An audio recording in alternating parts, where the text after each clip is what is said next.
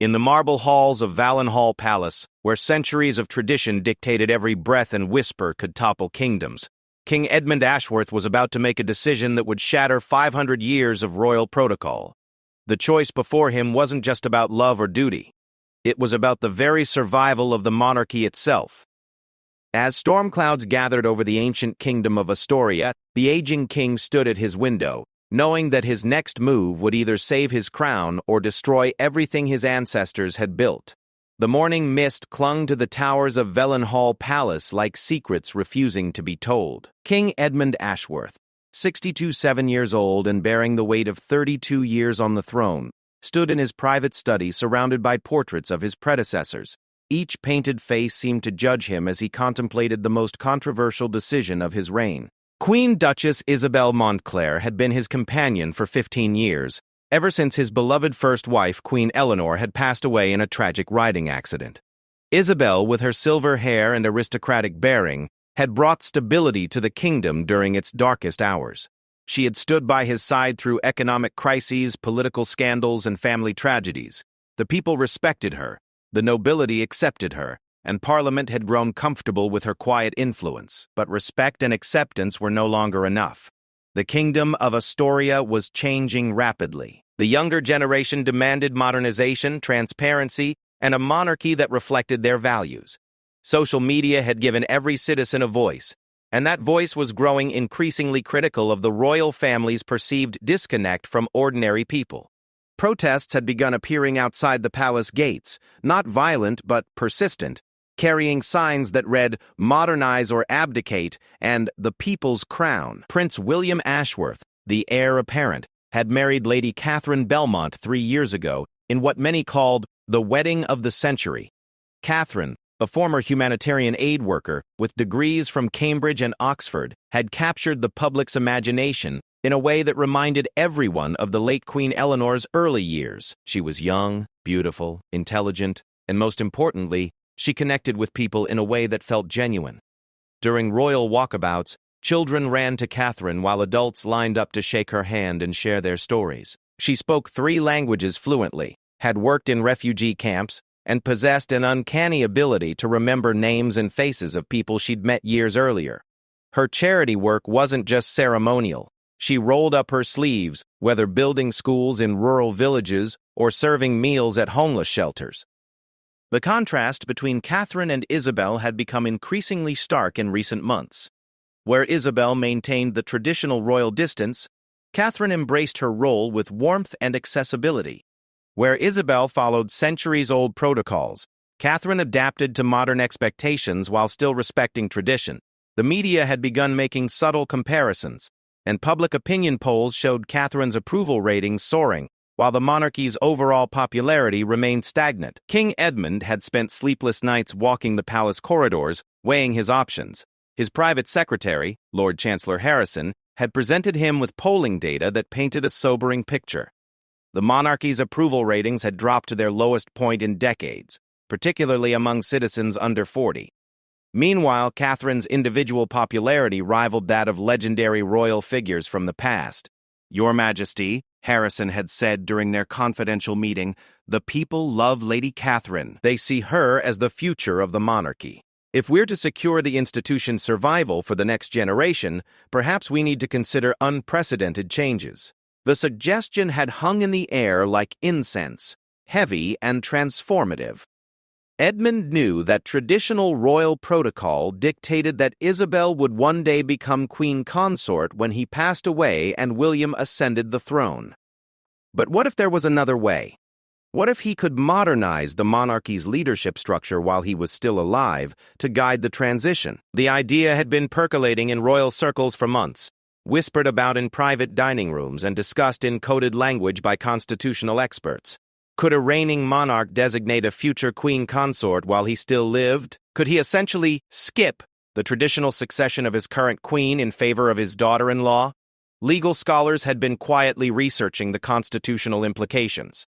The Astoria Royal Succession Act had provisions for extraordinary circumstances, and some argued that ensuring the monarchy's survival qualified as such a circumstance. Others maintained that such a move would set a dangerous precedent and potentially destabilize the entire constitutional framework. Edmund's relationship with Isabel had grown increasingly formal over the past year. She sensed the shifting winds and had begun withdrawing from public engagements, claiming fatigue but actually protecting herself from the inevitable comparisons to Catherine. Their private conversations had become stilted, filled with unspoken tensions and careful politeness that masked deeper hurt. The breaking point had come during the annual Children's Charity Gala 3 weeks earlier. Catherine had given a speech that moved the audience to tears and inspired spontaneous donations totaling more than any previous royal event. Social media had exploded with praise, dubbing her the People's Princess and the future of the crown. Meanwhile, Isabel's brief remarks had been polite but forgettable, reinforcing the perception that she belonged to an older, less relevant era of monarchy. That night, Edmund had made his decision. He'd called his most trusted advisor, Lady Margaret Thornton, who had served the royal family for over 30 years. Margaret was one of the few people who could speak candidly to the king without fear of consequences. "Margaret," he had said, "I need you to research something for me, quietly and thoroughly. I want to know if there's a legal pathway for me to designate Catherine as my official consort and future queen while I'm still alive, effectively transitioning leadership of the royal household to the next generation while maintaining my position as monarch." Lady Margaret had raised an eyebrow but nodded with understanding. "Your Majesty, such a move would be unprecedented, but given the current climate, I'll have a full constitutional analysis prepared within the week." Now, 7 days later, Edmund held that analysis in his hands. The document outlined a complex but legally viable process that would require Parliament's approval, constitutional amendments, and careful orchestration of public opinion. It would be risky, controversial, and potentially revolutionary. But it might also save the monarchy. As Edmund contemplated the implications of his decision, he thought about his legacy. He could continue with tradition, allowing the monarchy to slowly decline in relevance, or he could take bold action to ensure its survival for future generations. Catherine represented everything the modern Astoria wanted in their royal family: intelligence, compassion, accessibility, and authentic connection with the people. The decision would hurt Isabel deeply, and Edmund felt the weight of that knowledge. She had been loyal, dedicated, and deserving of respect, but sometimes, he reflected, leadership required making painful choices for the greater good. His phone buzzed with a message from his private secretary. Prime Minister requesting urgent meeting regarding monarchy's future. Public pressure increasing. Edmund set down the constitutional analysis and walked to the window overlooking the palace gardens. In the distance, he could see protesters gathering again, their signs visible even from his elevated position. The kingdom was at a crossroads, and as its king, he had the power to determine which path it would take. The time for indecision had passed. The Prime Minister's emergency meeting had been scheduled for the following morning, but news traveled fast in royal circles. By evening, whispers of potential changes had begun circulating through the palace staff, creating an atmosphere of nervous anticipation that seemed to electrify the very air within the ancient walls. Queen Duchess Isabel noticed the change immediately. Servants who usually greeted her with warm smiles now offered polite nods before quickly looking away. Her lady-in-waiting Sarah fumbled with teacups and avoided eye contact during their usual evening briefing. Even the palace guards seemed different, their usual casual acknowledgments replaced by formal, distant salutes. Isabel had survived in royal circles long enough to recognize the signs of impending change. She had weathered palace intrigue before, but this felt different, more final, more devastating. As she prepared for bed in her private chambers, she caught her reflection in the ornate mirror that had belonged to Queen Eleanor. At 58, she remained elegant and dignified, but she could see the lines that recent stress had etched around her eyes.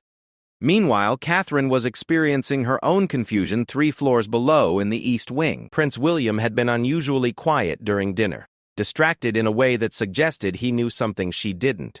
When she pressed him for information, he claimed ignorance. But Catherine could read her husband's tells after 3 years of marriage. "William," she said as they prepared for bed, "something's happening. The staff are acting strangely, and you're being evasive. What aren't you telling me?" William sat on the edge of their bed, running his hands through his hair, a gesture Catherine recognized as his response to stress. "Catherine, I honestly don't know the details, but my father has called a family meeting for tomorrow morning. Just immediate family.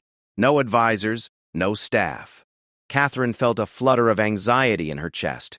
Family meetings of that nature were rare and usually preceded major announcements or crises. "Do you have any idea what it's about?" "I have suspicions," William admitted, "but I'd rather not speculate until we know for certain." In his study, King Edmund was having his own restless night. Lady Margaret had delivered her comprehensive constitutional analysis, complete with historical precedents, legal pathways, and political implications. The document was thorough, but it couldn't predict human reactions or emotional consequences.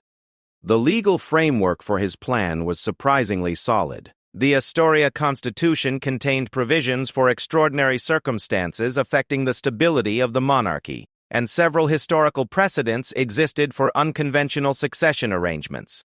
Queen Victoria had made similar adjustments to royal protocol during her reign, though never quite to this extent. The political landscape was also favorable. Prime Minister Davidson had been privately expressing concerns about the monarchy's declining popularity for months. Recent polling showed that while the institution of monarchy still maintained majority support, individual approval ratings told a more complex story. The king's personal approval had remained steady. William and Catherine's ratings were exceptionally high, but Isabel's numbers had been slowly declining, particularly among younger demographics. Edmund's phone rang, interrupting his thoughts. The caller ID showed his younger brother, Prince Frederick, calling from his estate in the countryside. "Edmund?" Frederick's voice carried concern. "I'm hearing some very interesting rumors from my contacts in Parliament. Something about constitutional consultations and emergency protocols. Care to share what's happening?" "Frederick, I'd prefer to discuss this in person. Can you join us for a family meeting tomorrow morning?" "Wouldn't miss it for the world," Frederick replied. "Though I have to say, brother, whatever you're planning has already set tongues wagging in very high places." The next morning dawned gray and drizzly, matching the somber mood that had settled over Valenhall Palace. The family gathered in the Oak Room, a private dining area traditionally used for intimate royal discussions. Present were King Edmund, Queen Duchess Isabel, Prince William, Lady Catherine, and Prince Frederick with his wife, Lady Anne. Edmund had chosen his words carefully the night before, rehearsing how to present his decision with dignity and respect for all involved. As the family settled around the polished oak table that had witnessed countless royal deliberations, he stood to address them. "Thank you all for coming," he began, his voice carrying the weight of his years on the throne. "What I'm about to propose will seem unprecedented, perhaps even shocking, but I believe it's necessary for the survival and modernization of our monarchy." Isabel's hands tightened around her teacup, her knuckles whitening as she sensed what was coming. "Our kingdom is changing rapidly," Edmund continued. "The people expect more from their royal family than ceremonial appearances and traditional protocols. They want authenticity, accessibility, and leaders who understand modern challenges." He paused, making eye contact with each family member before continuing. "Recent polling and public sentiment analysis has made it clear that our current approach isn't sustainable. We're losing the next generation of citizens, and without their support, the monarchy itself could be at risk within 20 years. Catherine felt William's hand find hers under the table, squeezing gently as they both realized where this conversation was heading. "Therefore," Edmund said, taking a deep breath, "I've decided to initiate a constitutional process that would designate Catherine as my official consort and presumptive queen while I remain on the throne. This would effectively transition the ceremonial and public leadership of the royal household to the next generation while maintaining constitutional continuity." The silence that followed was deafening. Isabel set down her teacup with hands that trembled slightly, while Catherine's face went pale with shock. William's grip on his wife's hand tightened, and Prince Frederick leaned back in his chair with an expression of amazement. "Your Majesty," Isabel said, her voice steady despite the emotional tsunami she was experiencing, "might I ask where this leaves me in your grand modernization plan?" "Isabel," You would retain all your current titles and receive a substantial private residence with full royal protection and support. Your contributions to the kingdom have been invaluable, and you would always be honored as a member of this family. But not as your queen, Isabel replied, the hurt evident despite her attempt to maintain composure. Not as the active queen consort, Edmund confirmed. The role would transition to Catherine, who would assume all public duties, ceremonial responsibilities, and official representation of the crown. Catherine found her voice. Your Majesty, I never asked for this. I'm honored by your confidence, but this feels overwhelming, William finished for his wife. Father, this is an enormous responsibility to place on Catherine's shoulders, and frankly, I'm not sure it's fair to anyone involved. Prince Frederick cleared his throat. Edmund, from a constitutional perspective, how exactly would this work? And what's Parliament's position? The constitutional process is complex but viable. Edmund explained. It would require parliamentary approval, amendments to the Succession Act, and formal recognition from the Commonwealth realms. Prime Minister Davidson has been briefed and believes it could strengthen the monarchy's position significantly. Lady Anne, who had remained quiet until now, spoke up. What about public perception? This could be seen as cruel to Isabel, regardless of the political motivations. Edmund nodded. That's why the transition would need to be handled with extraordinary care and respect. We would frame it as a natural evolution of the monarchy, a passing of ceremonial duties to the next generation while honoring Isabel's years of service. Isabel stood suddenly, her chair scraping against the floor. If you'll excuse me, I need some time to process this evolution. She left the room with dignity intact, though everyone could sense the emotional turmoil beneath her composed exterior. Catherine looked around the table at the faces staring back at her. I need to understand something. Is this request or a command? Edmund's expression softened. Catherine, I would never command you to accept this role, but I will be honest. I believe you're the monarchy's best hope for remaining relevant and beloved by the people. The choice is yours, but I hope you'll consider the greater good. The meeting continued for another hour, discussing logistics, timelines, and implications, but the emotional weight of the decision hung over everyone present.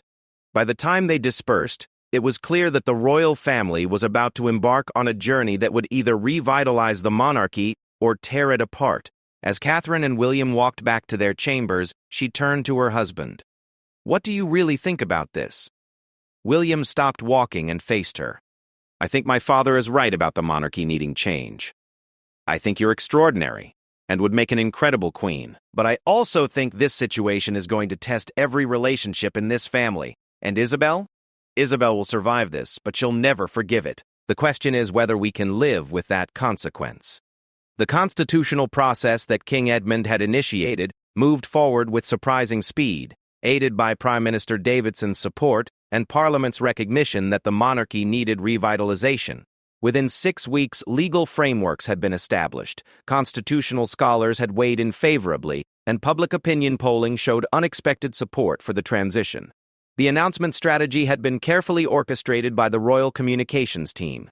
Rather than presenting it as a rejection of Queen Duchess Isabel, they framed it as a royal modernization initiative, designed to bridge generational divides and strengthen the monarchy's connection with contemporary Astoria. Catherine had initially struggled with her decision. The weight of potentially becoming queen while still in her late 20s felt overwhelming, and the personal cost to Isabel weighed heavily on her conscience. She spent hours walking the palace gardens, discussing the implications with William, and even reaching out to Isabel directly for a private conversation. That conversation had taken place in Isabel's private sitting room, surrounded by photographs of her 15 years as the king's companion and de facto queen.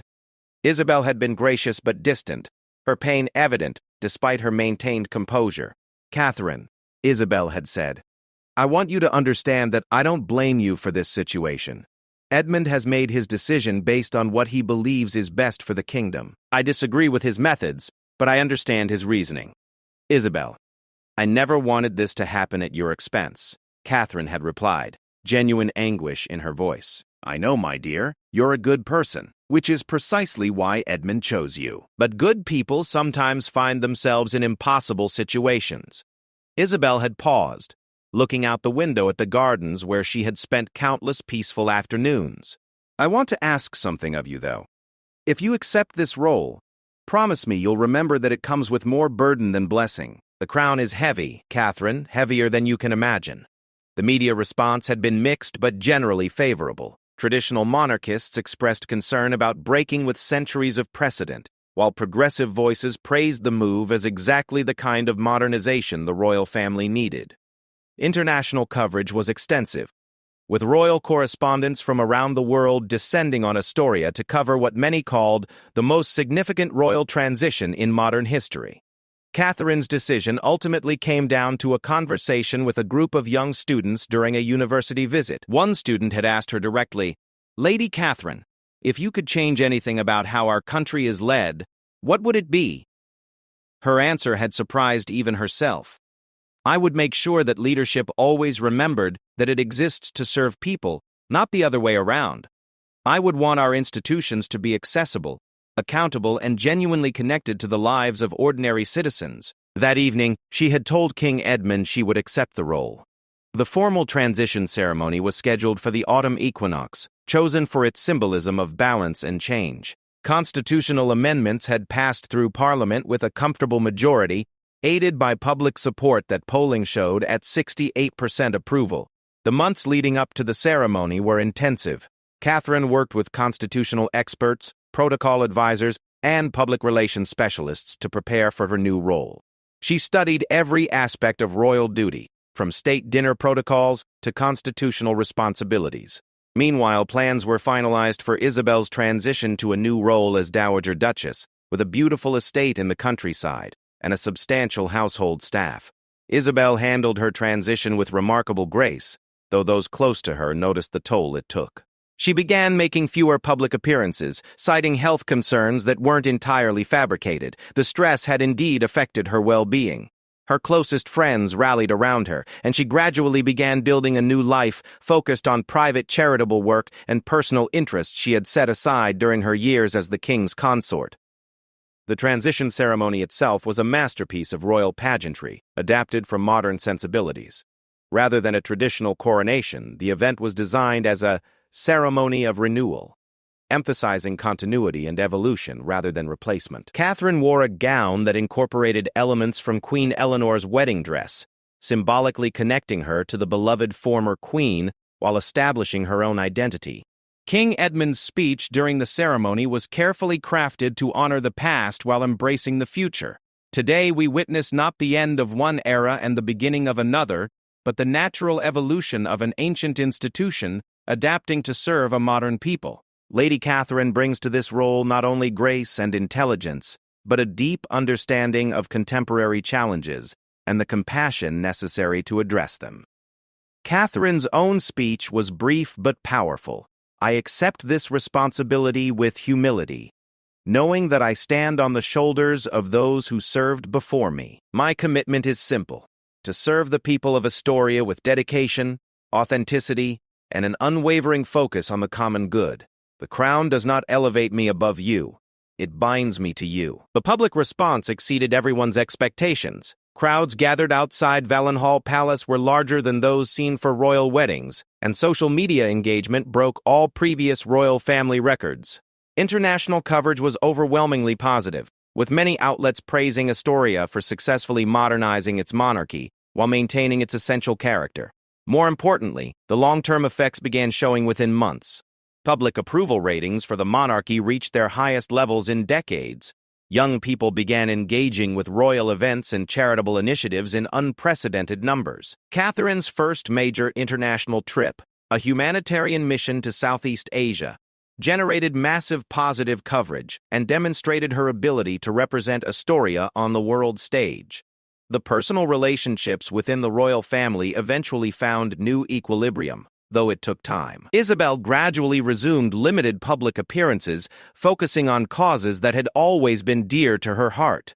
She and Catherine developed a cordial, if not warm, relationship based on mutual respect and shared commitment to royal service. William proved to be Catherine's strongest supporter, helping her navigate the complex demands of royal life while maintaining their marriage's intimacy and partnership.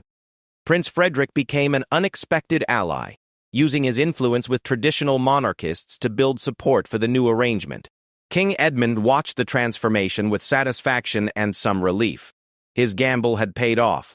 The monarchy was not only surviving, but thriving under Catherine's leadership. Public engagement was up, charitable donations to royal patronages had increased significantly, and international respect for Astoria had grown. 2 years after the transition ceremony, the true measure of King Edmund's controversial decision became clear. The Kingdom of Astoria had not only maintained its monarchist traditions, but had become a model for other constitutional monarchies facing similar challenges of modernization and relevance. Queen Catherine, as she was now officially known, had exceeded even the most optimistic projections. Her state visits resulted in significant trade agreements and diplomatic breakthroughs. Her domestic initiatives, particularly in education and environmental conservation, had garnered international attention and practical results. Most importantly, she had somehow managed to increase respect for royal tradition while making the monarchy feel accessible and contemporary. The success wasn't without ongoing challenges. A small but vocal minority continued to criticize the precedent set by Edmund's decision, arguing that it undermined constitutional stability. Some traditional supporters never fully embraced the change, though their opposition had significantly diminished as Catherine's competence became undeniable.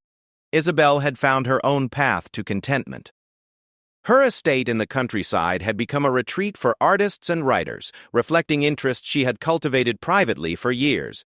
She published a memoir that was both diplomatic and honest, earning respect for her grace under extraordinarily difficult circumstances. Public sympathy for her situation had actually enhanced her legacy, and she was increasingly seen as a dignified figure who had sacrificed personal happiness for institutional stability. The international impact of Astoria's royal revolution, as historians were beginning to call it, extended far beyond the kingdom's borders. Other constitutional monarchies were studying the Astorian model, particularly those facing their own challenges with aging leadership and declining public support.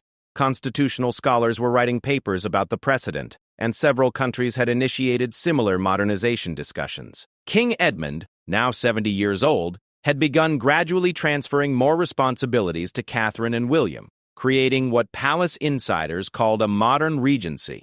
This allowed him to focus on his passions for historical preservation and international diplomacy, while ensuring a smooth continuation of royal duties. His decision to step back from day-to-day royal responsibilities while maintaining his constitutional position as monarch provided yet another innovative model for other royal families. The transformation had also affected the broader Astorian society.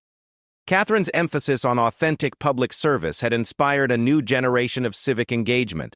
Volunteer rates had increased dramatically, particularly among young people who saw royal service as genuine rather than ceremonial. The combination of tradition and innovation that characterized the new monarchy seemed to reflect broader cultural changes happening throughout the kingdom. Catherine's relationship with the media had evolved into something unprecedented in royal history. Rather than the traditional formal distance, she maintained professional accessibility while protecting appropriate boundaries. Her social media presence was managed personally rather than entirely by palace staff, creating an authenticity that resonated particularly strongly with younger demographics. The economic impact had been substantial as well. Tourism to Astoria had increased by 40%, driven largely by international interest in the modernized monarchy. The Catherine effect on fashion and cultural trends generated significant economic activity, while her focus on sustainable and ethical business practices had influenced corporate behavior throughout the kingdom. Prince William had grown into his role as heir apparent in ways that might not have been possible under the traditional system. Working alongside Catherine as both husband and future king had allowed him to develop leadership skills while learning from her natural diplomatic abilities.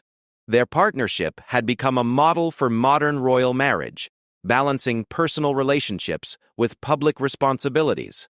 The children born to William and Catherine, twins Prince Alexander and Princess Victoria, were being raised with an understanding of royal duty that emphasized service over privilege. Palace staff noted how naturally the children interacted with people from all backgrounds, suggesting that the modernization initiative would continue into the next generation. Perhaps most significantly, the decision had strengthened rather than weakened the constitutional framework of the monarchy. By proving that the institution could adapt and evolve while maintaining its essential character, King Edmund had actually enhanced its long-term survival prospects. Constitutional experts noted that the successful transition had created new precedents for future adaptations without requiring the radical constitutional changes that some had feared would eventually become necessary. The personal cost of the transformation had been real but manageable. Family relationships had required careful navigation and ongoing attention, but they had ultimately survived, and in some cases strengthened. Isabel's marriage to King Edmund had essentially ended, though they maintained a friendship based on mutual respect and shared history. She had begun a new relationship with Lord Henry Blackwood, a widowed diplomat who shared her interests in literature and art. Catherine often reflected on the weight of responsibility that came with her role, particularly during quiet moments in the same study where King Edmund had made his momentous decision.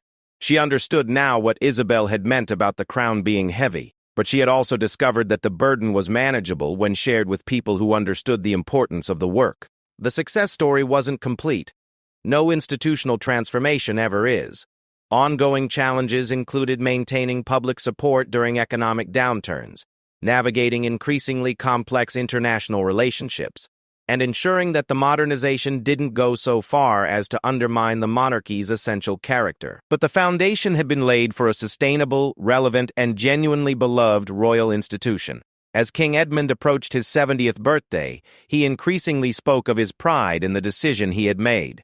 In private conversations with close advisors, he expressed satisfaction that the monarchy would survive and thrive for future generations. The risk had been enormous, the personal cost significant, but the outcome had validated his belief that sometimes leadership required making difficult choices for the greater good. The Kingdom of Astoria had proven that ancient institutions could evolve without losing their souls, that tradition and innovation could coexist, and that sometimes the most dramatic changes were necessary to preserve what mattered most. The royal family had not just survived their revolution. They had emerged stronger, more relevant, and more deeply connected to the people they served. The story of King Edmund's stunning decision had become more than a tale of royal intrigue. It had become a blueprint for institutional adaptation in a rapidly changing world. As other nations faced similar challenges with their own traditional institutions, the Astorian model offered hope that change and continuity were not mutually exclusive. In the end, the decision to replace Isabel with Catherine as queen consort had achieved its intended purpose, ensuring the monarchy's survival and relevance for the next generation. But it had accomplished something even more significant. It had demonstrated that institutions built on service, authenticity, and genuine connection with people could not only survive but flourish in the modern world. The crown had found new shoulders to bear its weight, and in doing so, had discovered that tradition's greatest strength lay not in resistance to change, but in its ability to adapt while preserving what truly mattered.